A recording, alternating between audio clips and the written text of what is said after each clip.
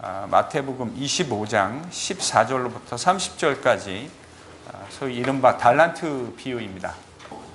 저희들이 이미 부흥 말씀 사경회 그 기간 동안에 한번 살펴본 적이 있습니다.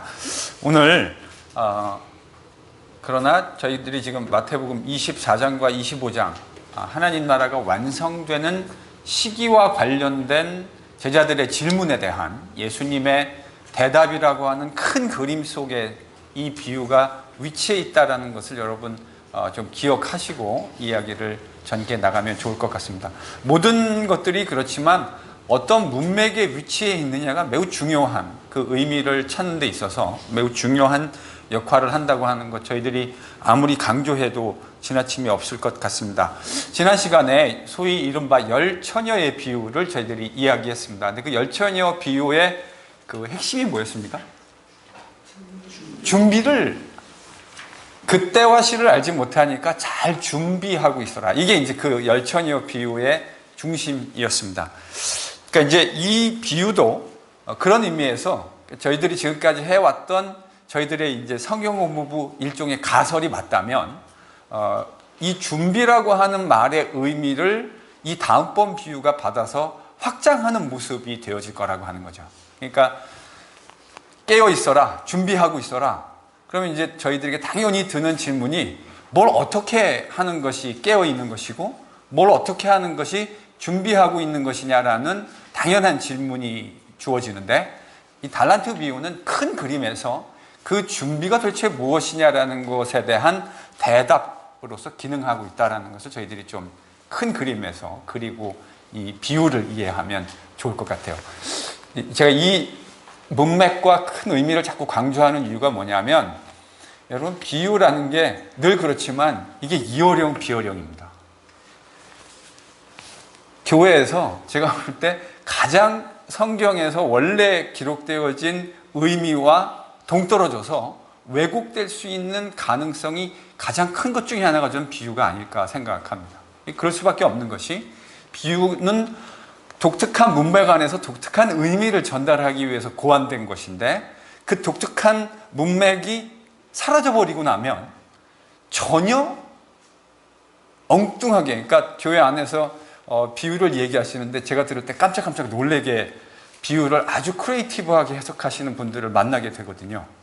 이건 기성 건강한 교회 안에도 그렇고 이단들의 교회 안에도 역시 마찬가지입니다. 왜 그러냐면 그 안에 있는 원래의 그 비유의 고유 문맥이 사라져 버렸기 때문에 이런 일들이 종종 발생합니다. 그러니까 오늘 저희들이 읽은 이 달란트 비유는 준비가 무엇이냐라고 하는 바로 직전에 등장하는 25장 1절부터 13절까지의 열처녀 비유와 직접적으로 연결되어 있다는 것을 저희들이 좀 염두에 두고 시작해야 될 것 같습니다. 자, 그러면 의미론적으로 그런데 이 비유의 형식을 봤을 때, 비유의 내용을 저희들이 살펴보았을 때 이 비유가 이렇게 연결되어 있다는 것을 저희들이 뭘 가지고 추론해 볼 수 있을까요? 그런 단서가 어디에 있을까요? 이게 지금 같은 내용을, 같은 비슷한 내용, 그러니까 주인이 지금 떠나면서 내가 다시 돌아올 것이다, 그리고 역사의 마지막에 이루어질 일을 예수님이 얘기하고 계신데, 이 비유도 그런 비유의 연장선상에 서 있다고 하는 것을, 내용을 가지고 저희들이 뭘 가지고 알 수 있을까요? 시작을 지금 어떻게 합니까? 어떤 사람이 타국에 갈 때, 그러니까 지금 이 24장, 25장의 전제가 뭐냐면 예수님이 떠나시거든요. 그러니까 이 비유도 시작을 지금 어떻게 했냐면, 어떤 사람이 있는데 이 어떤 사람이 타국으로 떠나요. 떠나고 난 시기에 이제 발생하는 일들을 상정해 놓고 비유가 전개되어 가고 있습니다. 열처녀 비유에도 신랑이 다시 돌아오는 이야기, 신랑이 신부를 데리러 오는 이야기로 시작되어지잖아요. 아직 근데 그것이 지연되고 있는 상황을 가정했는데, 이 비유도 주인이, 어떤 사람이 있는데 이 사람이 타국으로 떠나는 것을 전제하고 시작한다고 하는 것입니다. 즉, 큰 그림에서 이 이야기는 24장, 25장에 있는 인자가 떠나는 것을 상정하고 있는 것과 정확하게 세팅이 맞아 지금 떨어지고 있는 거예요. 인자가 떠나는 시기와 주인이 떠나는 내용면에 있어서 같은 내용을 다루고 있다고 하는 것입니다. 즉, 이 비유가 다루려고 하는 것은 주인이 현실적으로 제자들 곁에 육체적으로 떠나 있는 부재의 시기를 상징하고 있다고 하는 것입니다. 그래서 이 비유는 저희들의 상황하고 사실은 정확하게 맞아 떨어져 있죠. 왜냐하면 우리는 지금 육체적으로는 우리 주인과 떨어져 있잖아요. 예수님을 눈으로 볼 수 없다고요. 그러니까 주인이 종들을 떠나 있는 시기에 제자들이 어떤 모습을 보여주고 있는지를 이 비유가 이야기해 주고 있습니다. 즉, 달란트 비유는 주인이 부재해 있는 그 시기에 제자들이 어떻게 준비하며 살아야 하는가. 앞에 있는 열처녀 비유를 가지고 와서 얘기한다면 도대체 그 준비라는 것이 어떻게 되어져야 하는가에 대해서 이야기하고 있는 것입니다. 신랑이 오는 것이 지연되고 있는 상황 속에서 들러리로 부름받았던 처녀들이 어떻게 준비해야 하는가를 이야기하고 있는 것이 열처녀 비유의 초점이었다면, 달란트 비유의 초점은 주인이 외국으로 떠나면서 주인의 부재시가 상징되어 있는데, 그 주인의 부재시에 종들이 어떻게 행동해야 하는가, 그것이 준비라는 관점에서 설명되고 있다는 것을 여러분이 좀 기억하시면 좋겠습니다. 자, 일단 예수님의 이 비유들은 예수님이 하셨던 기타 다른 비유들과 마찬가지로 예수님 당시, 즉 그레코 로만 시대, 그리고 팔레스타인 문화권에서 주어졌다는 것을 저희들이 좀 기억할 필요가 있습니다.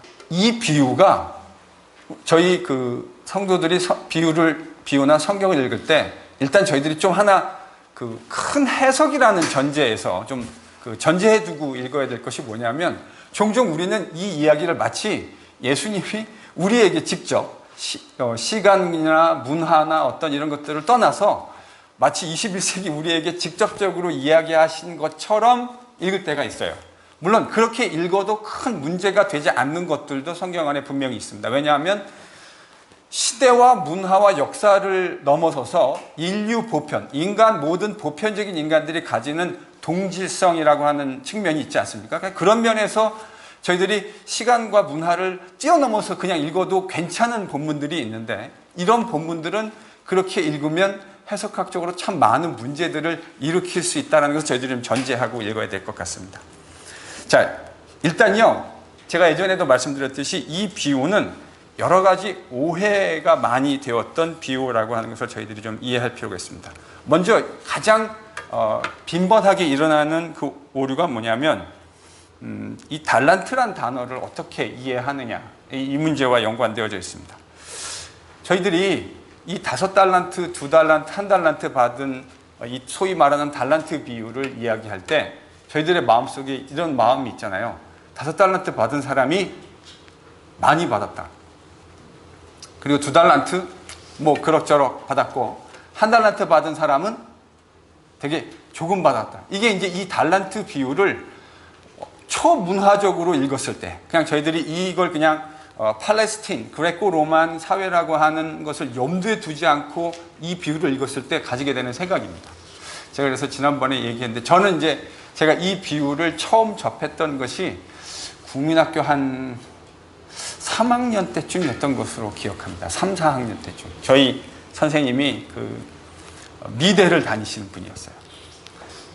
그 당시에 기억하시는 분들 계시겠지만 고바우 씨의 사파와 만화가 되게 유행하던 시절이었는데, 이 선생님이 이제 그걸 좀 응용하신 것 같아요. 패러디를 하셔가지고 모든 성경 공부, 그 당시 이제 분반 공부라고 했는데, 그 분반 공부, 성경 공부할 때 모든 그 성경 공부 내용을 한 넉 장에서 5장, 6장 정도의 그림으로 그려오셨어요. 지금 생각해보면 참 복된, 왜냐면 이게 눈으로 보는 비주얼라이즈 된 교육이 훨씬 더 오래 가잖아요. 그래서 지금도 제가 그 기억이 나요. 이 그림을 보면 이제 그림을 몇 장 그려오셨는데, 1달란트 받은 사람은 어떠냐면 이렇게 엽전 하나 있잖아요. 그래서 그 엽전 가운데 이렇게 구멍 뚫린, 약간 컨텍슈얼라이즈 된 거죠.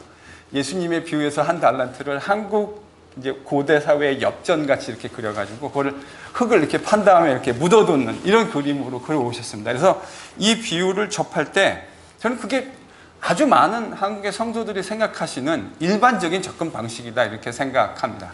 그런데 그렇지 않아요.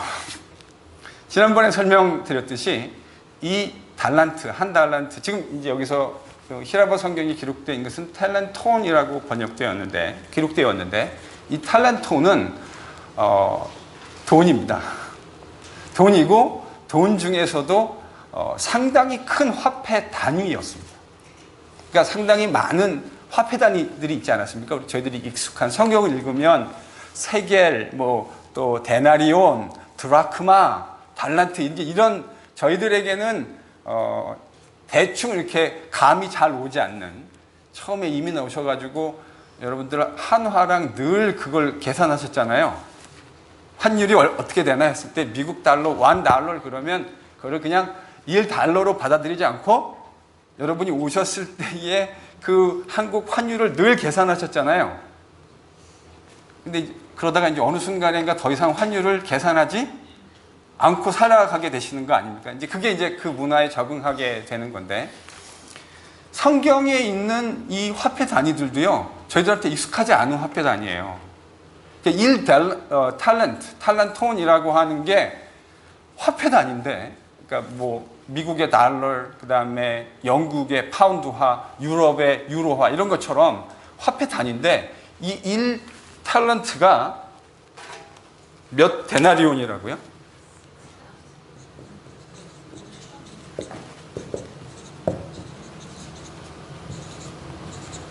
네, 이렇게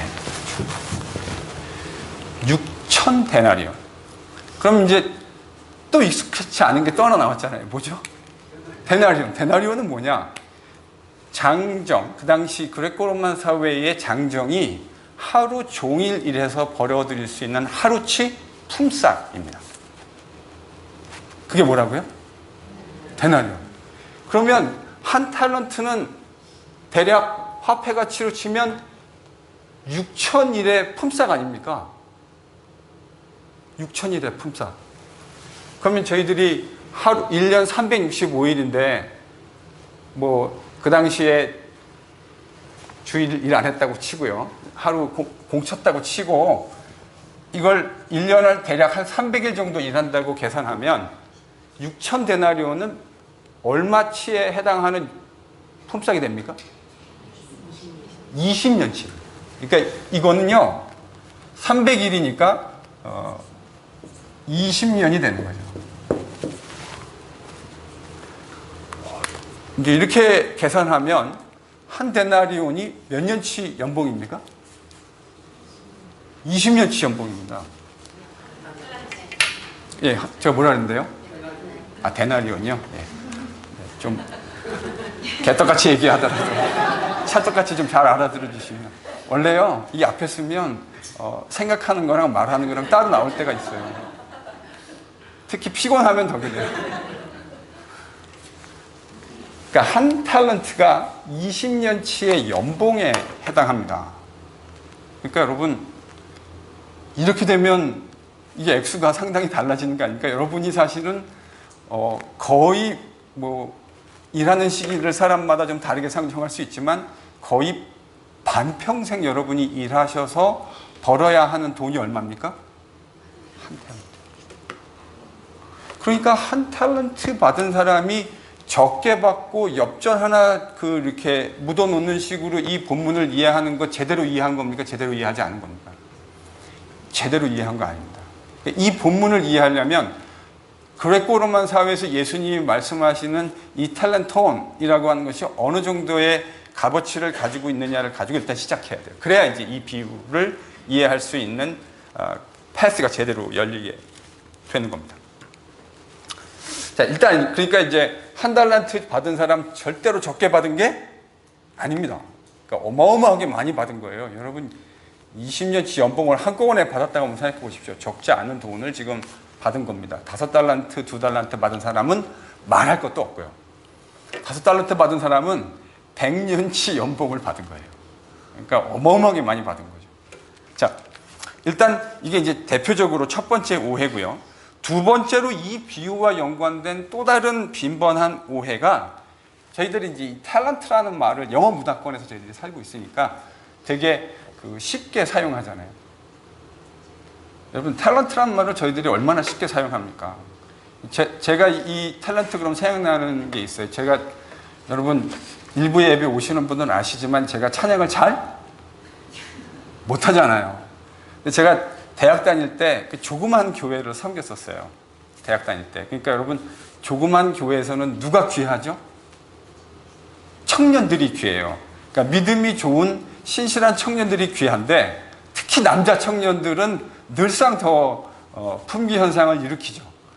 그러니까 좀 괜찮아 보이고 잘 섬겨주는 성실한 남자 청년들은 늘상 교회에서 여러 가지 직분들을 감당해야 합니다. 저는 그 당시에 그 초등부 교사를 담당하고 있었는데 저희 교회의 성가대 그 지휘하시는 또 성가대 대장 장로님하고 지휘자님이 저를 보면 늘상 하시는 말이 이 선생님 성가대도 그러니까 이제 저희도 김소희 집사님 같은 분이 오셔가지고 이렇게 좀 노래할 만한 사람이 있으면 이렇게 접촉을 하시잖아요. 그래서 저도 이제 접촉을 받은 거죠.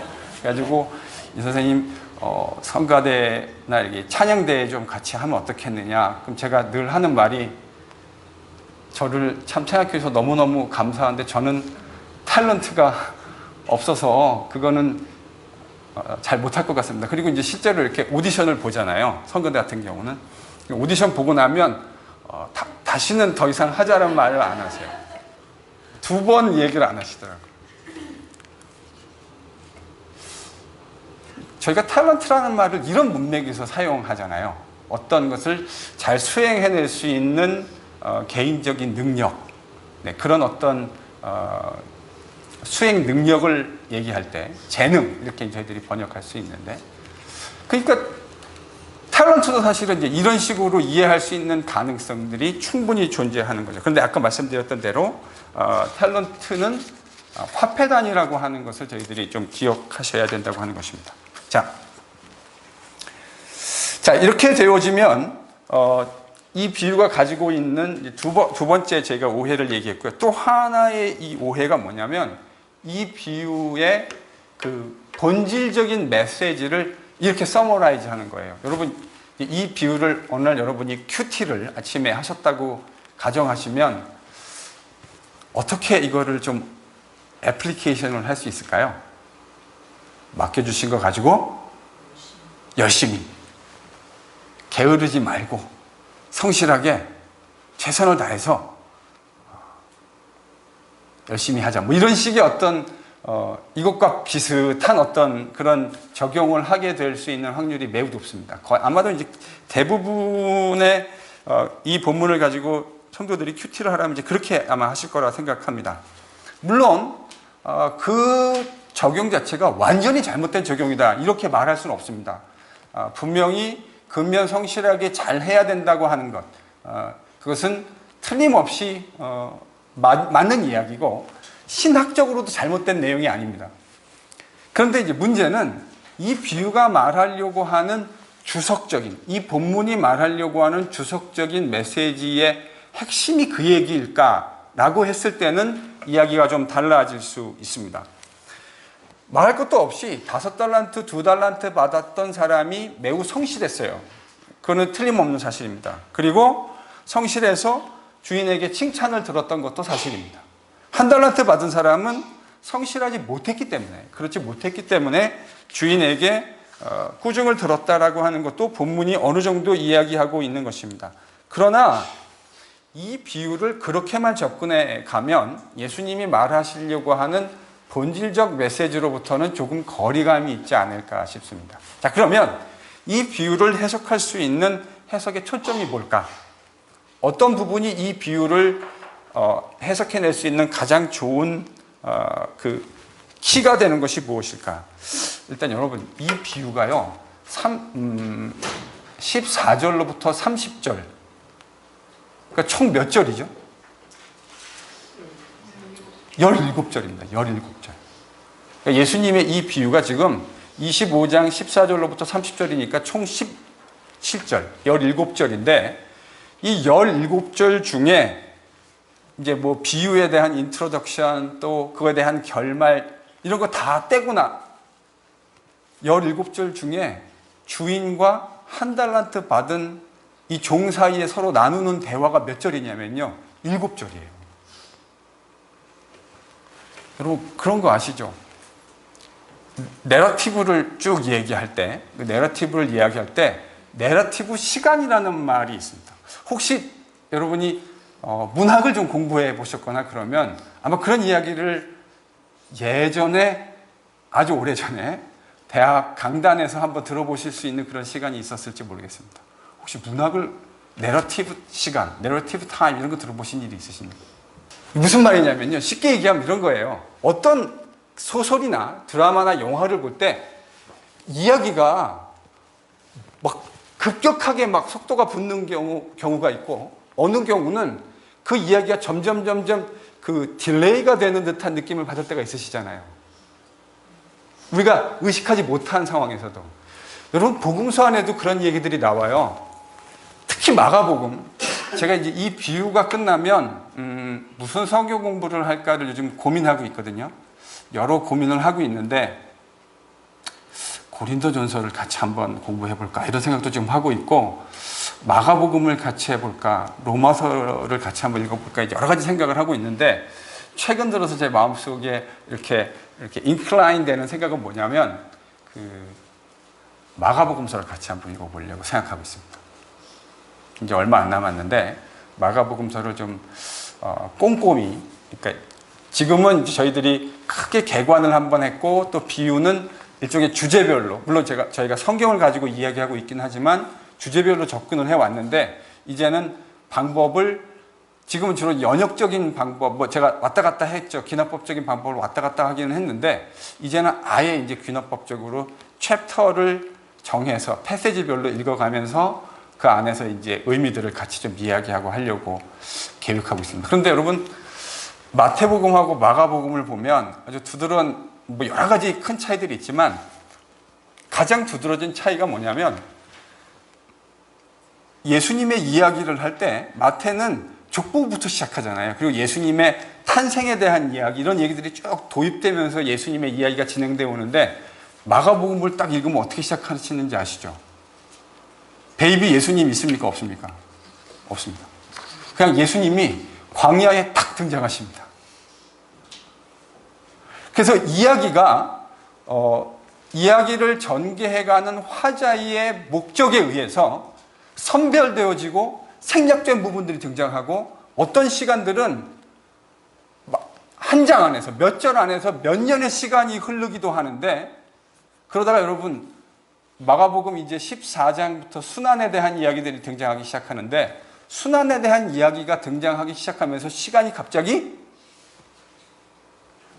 천천히 가기 시작해요. 앞에서는 막 몇 년씩 어떨 때는 막 몇십 년이 싹 스킵되고 바로 시작되어지는데 마지막에 가서 예수님의 그 마지막 일주일에 대한 이야기를 보도하는 장면을 보면 시간이 되게 천천히 가기 시작합니다. 이런 걸 보고 뭐라 그런다고요? 엘라티브 타임. 왜 그러면 천천히 가기 시작할까요? 강조하려는 의도가 있는 겁니다. 거기에 그 원리를 여기에 정확하게 적용하면 정확하게 맞아떨어져요. 17절 가운데 7절이 주인과 한 달란트 받은 사람이 나누는 대화예요. 그러니까 이 비유를 해석하는 해석학적인 키가 이 대화에 있다고 하는 것입니다. 여러분 24절하고 27절을 저희들이 한번 읽어볼게요. 5달란트, 2달란트 받은 사람이 각각 주인과 회계 보고가 끝나고 난 후에 이제 한 달란트 받은 사람이 주인과 회계하는 장면이 등장합니다. 그런데 그때 한 달란트 받은 사람이 이렇게 주인에게 얘기하죠. 왜 묻었냐 그랬더니 주인이여 당신은 굳은 사람이라 심지 않은 데서 거두고 해치지 않는 데서 모으는 줄 내가 알았기 때문에 두려워했습니다. 이렇게 이야기합니다. 이제 이 본문에서 굳은 사람이다. 이 영어로는 hard man이라고 번역이 되어 있어요. 이게 참 제가 볼 때는 한국말로 영어는 모르겠는데 한국말로는 좀 번역을 다시 해야 될 것 같아요. 왜냐하면 여러분 지금까지 사시면서 적어도 어떤 사람의 캐릭터를 묘사할 때 저 사람이 굳은 사람이다 이렇게 말하진 않으시잖아요. 오늘날 그렇게 말하는 사람 잘 없는 것 같아요. 저는 지금까지 살면서 어떤 사람의 캐릭터를 저도 그렇고 마찬가지고 다른 사람이 그 사람 참 굳은 사람이야 이렇게 말하는 것을 들어본 일이 없어요. 그러니까 저는 이런 건 좋은 번역이라고 생각하지 않아요. 그래서 성경은 다시금 늘상 그 시대에 맞는 언어로 번역되어야 될 필요성이 있는 거죠. 그런 의미에서. 그러니까 여러분 주변에 뭐 킹제임스 버전 이런 거 얘기하시는 분들이 어느 공동체에 가나 그런 비스무리한 얘기하는 분들이 있거든요. 혹시 못 들어보셨어요? 흥정력, 킹제임스 버전이 진짜 이게 오리지널이라고 막 이렇게 강조하시는, 막 침 막 튀어가면서 얘기하는 분들이 있거든요. 정말 죄송한 이야기인데 그거는 매우 비전문적인 이야기입니다. 영어 번역본은 말 그대로 여러 가지 번역본 가운데 하나일 뿐이에요. 아마도 영어 문화권에서 고어가 사용되어지니까 약간 왜 그런 거 있지 않습니까? 저희도 현대어 성경 읽으면 이거 성경 읽는 것 같지 않고 개역이나 개역개정 주께서 가라사대 이렇게 해야지 주께서 말씀하셨습니다. 이렇게 하면 왠지 권위가 없는 것 같은 그런 느낌이 든다고요. 그거는 우리의 느낌일 뿐이지 사실은 별로 전문적인 생각은 아닙니다. 바른 관점은 아닌 것 같아요. 저는 제일 좋은 번역이 그 동시대 사람들이 이해할 수 있는 언어로 번역되어진 성경이 제일 좋은 성경이라고 생각합니다. 원어의 의미를 wooden translation, 그러니까 직역하는 것도 늘 좋은 거는 아닌 것 같아요. 왜냐하면 직역을 한다고 하는 건 문화권에 따라서 여러분 처음에 영어를 배울 때 많은 사람들이 착각하는 게 word to word 말 바꿔놓으면 여러분 그렇게 말이 됩니까? 그건 말이 안 돼요. word to word로 체인지를 해놓으면 말이 안 된다고요. 의미가 무엇인지를 전달하는 것이 번역의 핵심인데 물론 이제 성경이기 때문에 그래도 원래 말씀하셨던 그 의도를 표현해내는 것이 중요하기는 하지만 그러나 저는 역시 그 의미가 무엇인지를 살려내는 것이 제일 중요하다고 생각합니다. 이제 그런 의미에서 이 굳은 사람이다라는 번역은 언젠가는 다시 한번 번역되어야 될 것 같아요. 그러면 이제 뭐가 좋은 번역일까? 저는 이렇게 번역하면 좋을 것 같아요. 고약한 사람. 주인, 당신은 참 고약한 사람입니다. 굳은 사람이란 말의 의미를 우리가 그럼 어떻게 정의하고 define 할 수 있을까? 제가 늘상 말씀드렸지만 성경은요 가장 가까운 곳에 수도 없는 힌트들을 줄 때가 많습니다. 이게 성경 해석학 101입니다. 말하는 의미가 헷갈릴 때 그 의미가 뭔지를 알고 싶으면 여러분 그 문맥, 근접 문맥을 잘 읽어보시면 그게 뭘 말하는지 힌트를 주는 경우가 정말 많아요. 자, 그럼 굳은 사람은 예수님의 표현대로 하면 어떤 사람일까요? 심지 않은 데서 거두고 해치지 않은 데서 모으는 사람. 이게 굳은 사람입니다. 그럼 이건 또 무슨 말인가? 이게 농경 문화.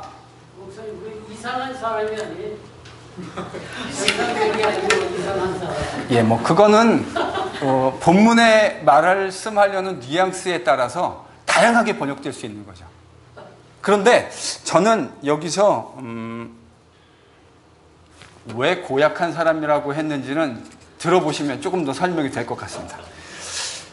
굳은 사람의 정의는 심지 않은 데서 거두고 해치지 않은 데서 모으는 사람. 이 농경 문화인데요.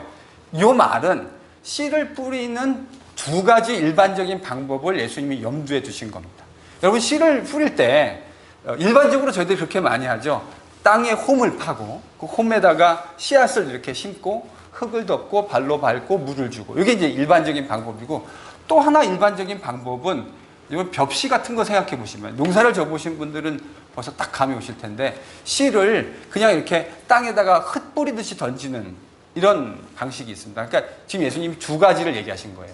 심지 않은 데서 거두고 해치지, 그러니까 이렇게 disperse 한 거죠. 이렇게 뿌리지 않고 모아두려고 한다. 그게 바로 굳은 사람이라는 거예요. 그러니까 여러분 이게 이런 사람이 어떤 사람이에요? 이 말을 좀 요즘의 현대어적 감각으로 표현하면 이런 겁니다. 자기는 별로 노력하지 않은 상태에서 자기 인플로이드를 족쳐가지고 많은 것들을 얻어내려고 하는 악덕 고용주. 일반적으로 허용되어진 것보다 훨씬 자기는 아무것도 안 하는 상태에서 심지 않은 데서 거두어 드리려고 하고 해치지 않는 데서 모아드리려고 하는 이런 사람이라고 하는 거죠. 그러니까 그런 의미에서 이야기하자면 이 주인은 자신의 노력 없이 아무런 땀 흘림 없이 열매를 거두어 드리려고 하는 사람이고, 지금 이 한 달란트 받은 사람은 주인을 그렇게 이해한 거예요. 아, 우리 주인은 이 고약한 양반이야. 이 양반은 지는 하지 않은 상태에서, 땀 흘리고 노력하지 않은 상태에서 거두어 드리려고 하는 그런 사람이야. 여러분, 이런 사람이 여러분의 보스고 여러분에게 20년치 연봉을 준 겁니다, 지금. 그러면 여러분 20년치 연봉을 가지고 지금 5달란트 받은 사람은 100년치 연봉을 가진 거고 2달란트 받은 사람은 40년치 연봉을 가진 건데, 이 사람들은 이 연봉을 가지고 투자하잖아요. 그래서 주인이 준 거에 원금 플러스 원금하고 똑같은 이득을 만들어냈습니다. 그렇죠? 5달란트 받은 사람은 또 다른 5달란트를 만들어냈고 2달란트 받은 사람은 또 다른 2달란트를 만들어냈다고요. 그런데 1달란트 받은 사람은 주인이 고약하다고 생각했어요. 그래서 어떻게 했다고요? 두렵대요. 여러분, 이 종이 하는 말을 잘 보세요. 내가 그렇게 알았습니다. 당신이 그런 사람으로 알았습니다. 그러니까 그 다음 이 사람의 종의 심리 상태가 뭡니까? 두려워졌어요. 뭐에 대한 두려움일까요? 뭐에 대한 두려움일까요? 돈을 까먹을, 왜냐하면 그 뒤에 행동을 보면 이 사람이 뭘 두려워했는지를 알 수 있죠. 그렇죠? 뭐를 두려워한 겁니까? 인베스트먼트를 했다가 이거 잘못 되어지는 날에는 원금 날렸다가는 우리 주인한테 나 이제 초죽음이다, 작살난다, 이렇게 생각을 한 겁니다. 그래서 원금을 인베스트먼트 하지 않고 차라리 그러면 주인이 돌아올 때 그 원금을 땅에다 묻어놨다가 안전하게 돌려드리면 좋지 않겠는가, 이렇게 생각한 거죠. 그러니까요, 여기서 우리들이 함께 주의 깊게 봐야 할 것이 이 사람의 행동과 이 사람이 왜 그런 행동을 했는가 하는 그 인식 사이의 관계입니다. 저는 이게 되게 중요한 이 비유를 여는 핵심이라고 생각해요. 이 사람이 하는 말이 뭐냐면, 제가 주인을 그렇게 이해했습니다. 그렇게 알았습니다. 그랬더니 제 마음에 뭐가 생겼다고요? 두려움이 생겼습니다. 그 두려움은 말할 것도 없이 원금을 상실할 수도 있을 것이라고 하는 두려움이었습니다. 그래서 이 사람은 이 주인의 달란트를 땅에 감추어 두었습니다. 설명이 잘 되죠? 이 사람이 주인을 어떻게 이해한 것과 굳은 사람으로 이해했고, 그 굳은 사람으로 이해한 것이, 여러분 20년치의 연봉을 한 번에 딱 투자한다라고 하는 게, 이거 웬만한 강심장 아니면 쉬운 일이 아닙니다. 여러분의 컴퍼니의 보스가 정말 제너러스한 사람이라 하더라도 여러분이 그 주인이 맡겨놓은 20년치의 연봉에 해당하는 돈을 인베스트먼트 한다고 하는 건, 이건 웬만한 강심장 아니면 할 수 없는 일입니다. 저는 잘 못할 것 같아요. 20년치 주인의 그 돈을, 20년치 연봉에 해당하는 그 돈을 기꺼이 인베스트먼트 한다. 저 쉽지 않을 것 같습니다. 그래서 이 사람은 자기 주인을 그렇게 이해했기 때문에 투자하는 대신 이것을 땅에 묻어 두기로 결정하고 그것을 그대로 행동으로 옮기게 된 거죠. 이것에 대해서요, 26절에 주인이 이 종을 어떻게 평가하고 있습니까? 악하고 게으른 종. 이 번역이 참 재밌는데, 악하고 게으른 종은, 여러분 이 비유 안에서 이 종은 왜 악하고 왜 게으르죠? 주인이, 이 비유에서 지금 우리가 잘 아는 것처럼 이 비유 안에서 지금 주인은 누구죠? 예수님이에요. 근데 이제 이 비유가 말하려고 하는 포인트가 결국은 그거죠. 이 비유 안에서 주인은 아주 명백하게 예수님을 지금 얘기하고 있는 건데, 그 주인이 돌아와서 회개 정산하는 그 이야기. 그러니까 이 주인은 예수님인데 이 종은 자기 주인 예수를 지금 어떻게 이해하고 있는 거예요? 고약한 굳은 사람. 이 본문의 표현대로 하자면 굳은 사람이라고 이해하고 있는 거예요. 그러니까 그 사람이 굳은 사람으로 이해하니까 두려워졌고 두려워져서 이것을 투자할 수 없는 상황이 되어졌는데 이 주인은 돌아와가지고 지금 이 악하고 게으른 종이라고 일단 한글 번역을 보면 악하고 게으른 종 이렇게 이제 평가를 한 거죠. 저는 뭐 이런 면에서 보면 이제 악하다고 하는 말은 잘 이해가 돼요. 근데 이제 여러분 게으르다라고 하는 말, 이 사람이 게으른 건가요? 지금 이 본문에? 물론 결과적으로 주인이 기대했던 노동을 하지 않았다는 측면에서는 게으르다라는 번역도 완전히 불가능한 번역이라고 생각하지는 않습니다. 그리고 일단 이 오크네로스라고 하는 단어가 신약 성경에서 딱 3번 사용되어져요. 마태복음에 1번, 바울이 2번 사용합니다. 로마서랑 빌립보서에서 사용을 하는데, 그런데 빌립보서가 아니라 빌레몬서. 그런데 빌립보죠. 네, 빌립보서죠. 네, 제가 체크하겠습니다. 빌립보서죠. 그런데 이 오크네로스라는 단어가 사실은 구약 성경은 원래 히브리어로 쓰여졌으니까 헬라어가 기록되지 않았지 않습니까? 그런데 그거를 나중에 제가 성경 개관할 때 유대인들 중에 우리 2세들처럼 3세, 4세 넘어가면서 모국어였던 히브리어가 자연스럽지 않은 친구들이 막 태어나게 되었다고 말씀드렸지 않습니까? 그래서 어쩔 수 없이 모국어인 히브리어를 뭘로 번역했다 그랬죠? 헬라어로. 그거를 70인경이라고 저희들이 이야기합니다. 근데 그 70인경에 보면 번역해 놓은 것 가운데 요 예수님이 사용한 게으른이라고 지금 번역된 요 단어를 사용한 예들이 잠언에 되게 많이 나와요. 그런 거 있잖아요. 이 게으른 자들아, 누구한테 가서 배워라. 여러분 기억나십니까? 뭐한테 가서 배우라 그러죠? 개미에게 가서 배워라. 이 게으른 자들아 할 때 그 게으른이란 단어가 바로 예수님이 사용한 바로 그 단어입니다. 오크네로스라고 하는 단어인데. 그러니까 분명히 게으른이라고 하는 의미가 그 단어에 있는 것이 사실이에요. 그런데 제가 좀 하나 보여드리고 싶은 게 있어요. 이 단어를 바울이 사용하는데 바울이 이 단어를 어떻게 사용하는지 한번 보십시오. 빌립보서에 바울이 쓴 편지입니다. 여기 3장 1절에 보면 이렇게 돼 있어요. 괄호 안의 것은 제가 번역한 거고요. 괄호 안의 거 빼고 여러분이 원래대로 한번 읽어보십시오. 바울이 지금 정말로 형제들아 너희들에게 좀 빼고요. 내가 너희들에게 같은 말을 쓰는 것이 뭐가 없대요? 수고로움이 없다. 지금 이 수고로움이라고 번역된 단어가 바로 지금 마태복음 25장 26절에 등장하는 그 오크네노스라는 똑같은 단어입니다. 저거를 이제 여러분 게으름이라고 한번 번역해 보세요. 자, 한번 읽어볼까요? 그걸 이제 게으름이라고 번역해서 한번 읽어보세요.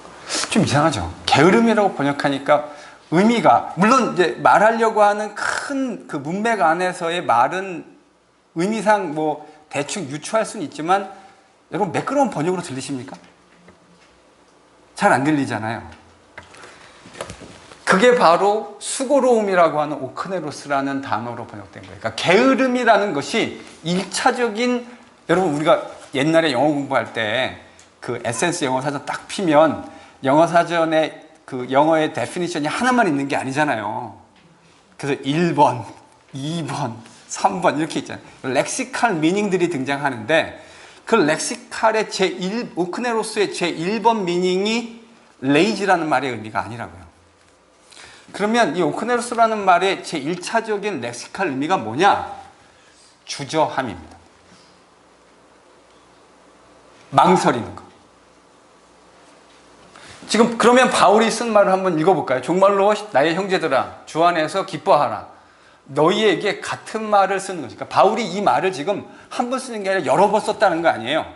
여러 번 같은 말을 하는 것이 내게 전혀 망설이거나 주저할 일이 없고 너희에게 많이 들어서 너희들이 안전해. 내가 말하려고 하는 바가 무엇인지 계속해서 이해하기 때문에 너희들이 내 말 뜻을 잘 알아들어서 안전하다. 지금 바울이 그 말 하려는 거잖아요. 그러니까 게으르다란 말이 아니라 수고로움 오크네로스라는 말은 내가 이걸 또 써야 되는데 이거 또 써야 되나라는 걸 내가 뭐 할 필요 없다는 거예요. 망설이거나 주저할 필요가 없다는 거예요. 저는 이게 오늘 저희들이 읽었던 본문도 그렇게 읽어야 될 것 같아요.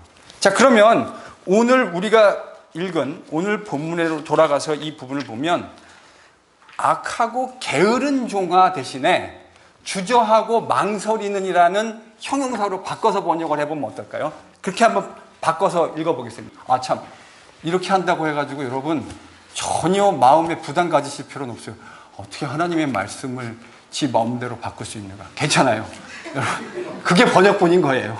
번역본은 늘상 원래의 의미를 가장 잘 반영하는 의미로, 왜냐하면 학자들이 번역을 해놓은 건데 그 번역이 늘상 새롭게 될 수 있는 여지가 늘 있는 거예요. 제가 설교에도 때때로 새로운 번역을 자꾸 시도하게 되는 이유가 뭐 늘 제가 하는 말이 맞다라는 건 절대로 아닌데, 근데 이거는 알아주세요. 저는 제가 뭐가 틀렸는지 몰라요. 무슨 말인지 이해가 잘 안 되셨나요?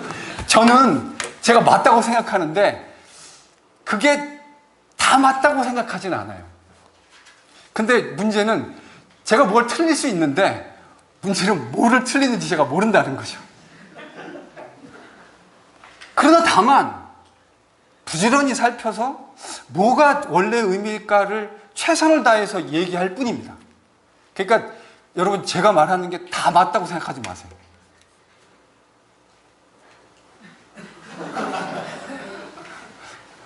저는 진짜 험불하게 말씀드리는 건데 제가 말하는 게 다 맞다고 생각하지 마세요. 저는 한 번도 제가 말하는 게 다 맞다고 생각해 본 일이 없습니다. 문제는 제가 뭘 틀리긴 틀릴 텐데 뭐를 틀리는지 정직하게 모를 뿐이에요. 그러나 제가 할 수 있는 한 최대한 제가 맞다고 생각하는 걸 여러분에게 나누고 얘기할 뿐입니다. 이것도 같은 선상이에요. 근데 이제 제가 일방적으로 얘기하는 것이 아니라 왜 제가 그렇게 했는지 여러분에게 좀 설득하고 싶은 거죠. 왜 그렇게 했는가? 리즈닝은. 자, 그러면 요 오크네로스라는 말을 게으름 말고 주저함이나 망설임이라는 말로 바꿔서 번역하면 오늘 예수님의 한 달란트 받은 사람에 대한 평가를 어떻게 저희들이 읽어야 될까요? 다시 돌아가 보실까요? 26절로. 같이 읽습니다. 시작.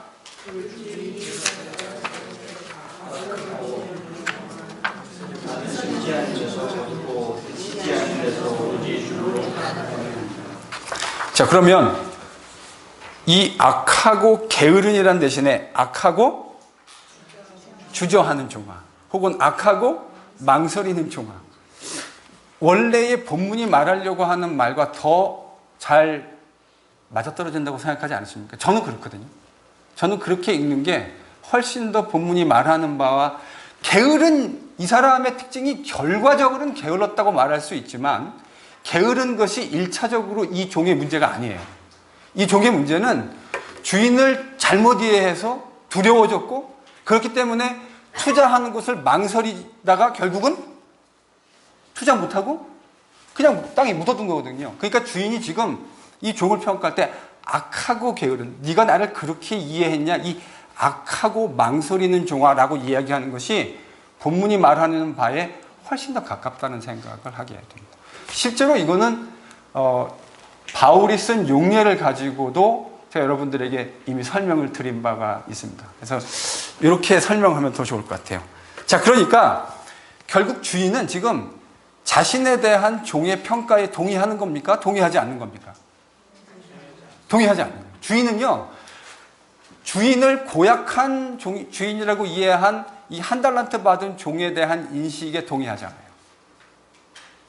결국 이 비유가 말하려고 하는 바는 저는 포인트가 여기 있다고 생각합니다. 이 종이 왜 주인이 기대했던 행동을 하지 못했습니까? 주인을 잘 몰랐기 때문입니다. 자기 주인이 어떤 분인지 잘 모르니까 고약한 사람으로 생각했고, 그러니까 마음에 두려움이 생겼고, 그 두려움이 그를 망설이게 했고, 그래서 주저하다가 기대했던 행동을 하지 못했어요. 자, 그러면 이게 이 본문을 여는 해석학적인 키라고 얘기한다면 5달란트 받은 사람, 2달란트 받은 사람은 상대적으로 주인공이 아니기 때문에 이 비유에서 많이 소개되지 않았지만 5달란트, 2달란트 받은 사람은 역으로 적용하면 되어질 수 있겠죠. 무슨 의미인지.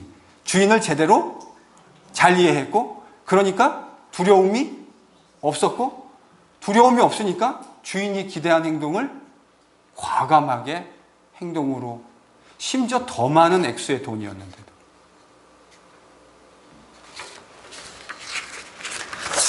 저는 이 비유에서 말하려는 핵심이 이거라고 생각합니다. 잘 준비한다는 말이 뭘까?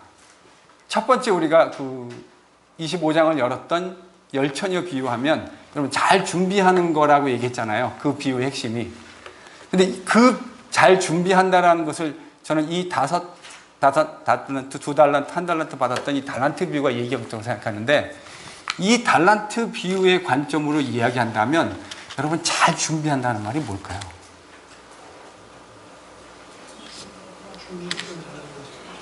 네, 이건 뭐 정답은 없어요. 여러분의 말로 한번 표현해 보세요. 뭐가 잘 준비하는 걸까요? 일단 잘 준비하기 위해서는 뭐가 선행되어야 될까요? 주인을 잘 알아야 돼요.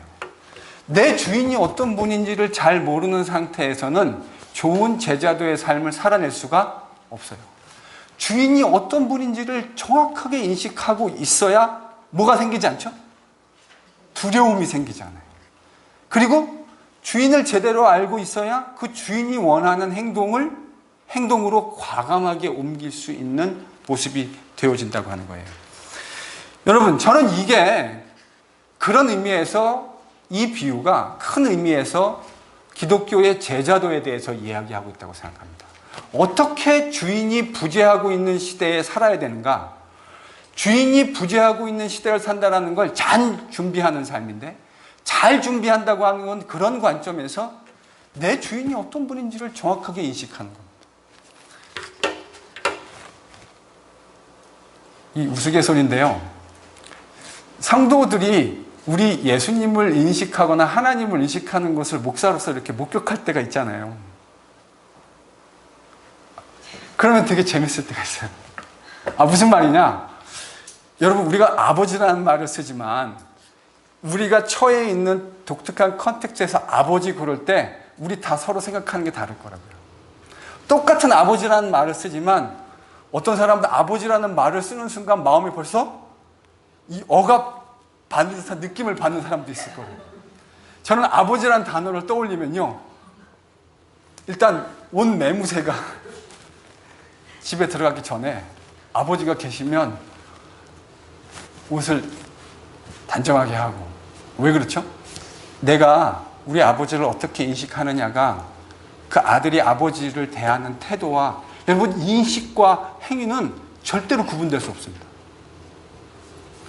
우리가 예수님에게 행하는 건 알게 모르게 내가 예수님에 대해서 생각하고 있는 그 행위가 그 인식이 행동으로 표현되어지는 거예요. 어떤 애들은 아버지가 이렇게, 제가 이제 이렇게 무의식적인 건 하지만 밥 먹을 때 아버지가 이렇게 들면 이렇게 하는 애들이 있잖아요. 이거 뭐죠, 이거요? 아빠가 손만 들면, 우스갯소리로 말했지만요, 그게 현실인 거예요. 그게 현실인 거예요.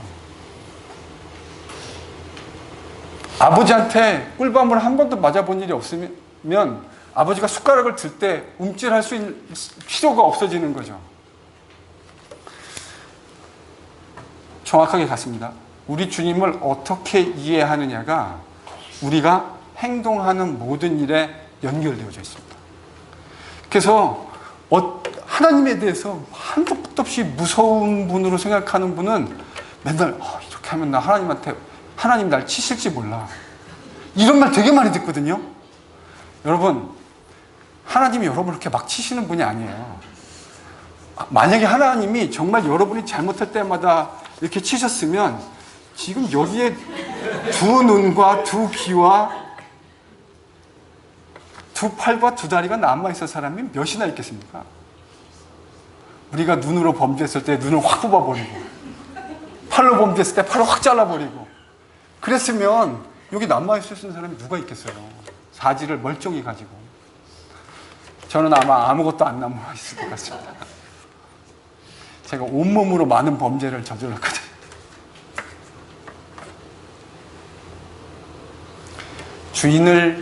우리 주인이요, 절대 그런 분이 아니세요. 우리 주인이 참 많이 참으시는 분입니다. 물론 그거를 가지고 매니플레이션 하라는 말이 아니라 우리 주인이 그렇게 참아주시는 분이시잖아요. 이제 오늘 본문에서 보여주려는 바가 바로 그겁니다.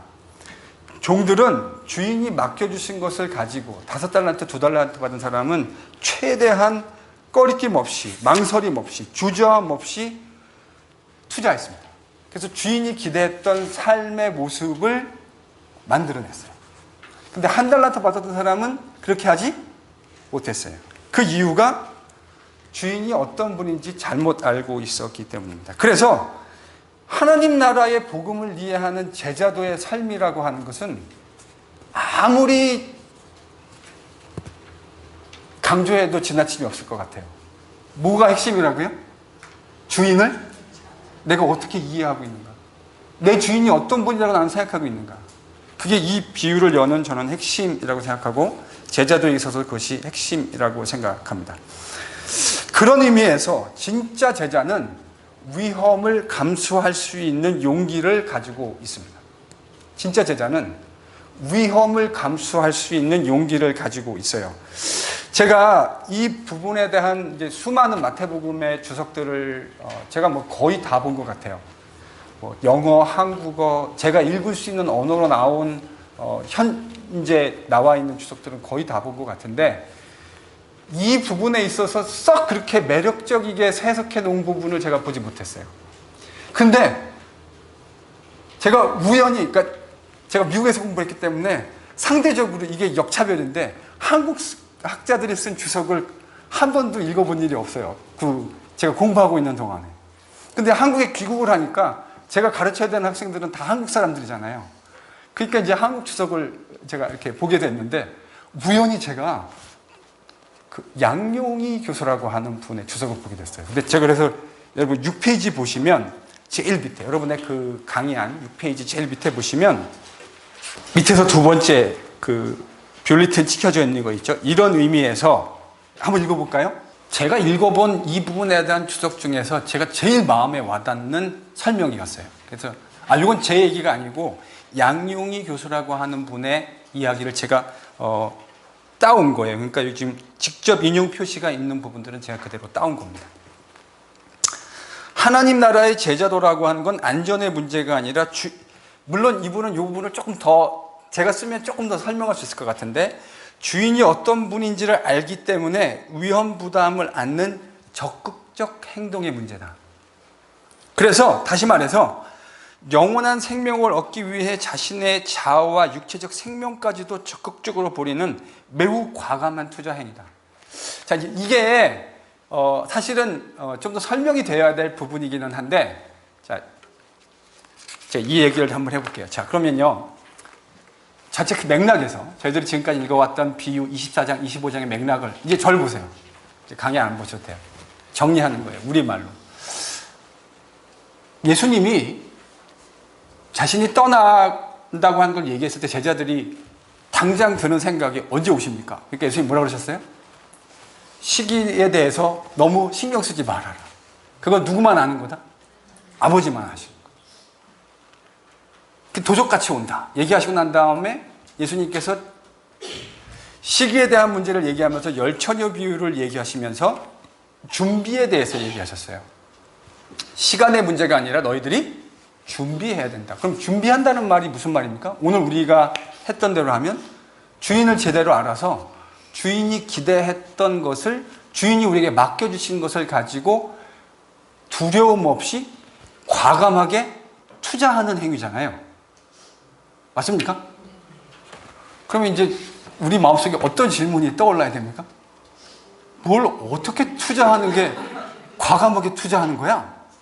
여러분 그러지 않아요? 지금 이 비유의 의미를 계속 따라오면 왜 웃으시죠?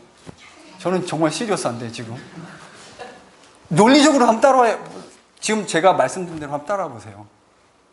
준비 잘해라. 25장에서.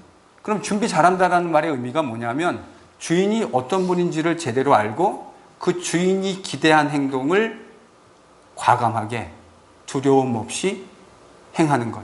이 비유의 의미에서 비유의 용어를 사용하자면 주인이 맡기신 탤런트를 5탤런트, 2탤런트를 가지고 그것을 두려움 없이 과감하게 사용한다는 말이잖아요.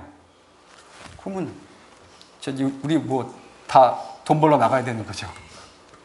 열심히 돈 벌러 나가야 되는 거 아니에요. 그 말입니다.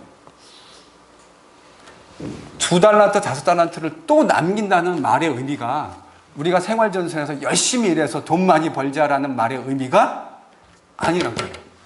근데 이 비유는 여러분 비유는 모든 것들을 다 설명할 수 없다고요. 하나의 비유를 가지고. 그러니까 그 포인트, 그래서 제가 여러분에게 보여드렸던 그림이 뭐냐면 이 그림이었잖아요. 도시기 이런 식으로 앞에 비유가 그 주제를 물고 다음번 비유로 연결되어서 같은 주제를 다루고 있지만 확장되어지고 또 그 비유가 같은 주제를 다루고 있지만 다음번 비유로 확장되어지는 일련의 패턴을 가지고 있는 것처럼 그러면 2달란트, 5달란트를 더 남긴다는 말의 의미가 뭐죠? To be continued. 5달란트, 2달란트를 더 남긴다는 말의 의미가 사실은 지금 양용희 교수께서 설명해 놓으신 이 말이 저는 상당 부분 잘 주석해 놓으신 것 같아요. 근데 조금 더 설명이 돼야 될 필요성이 있을 것 같아요. 조금 더.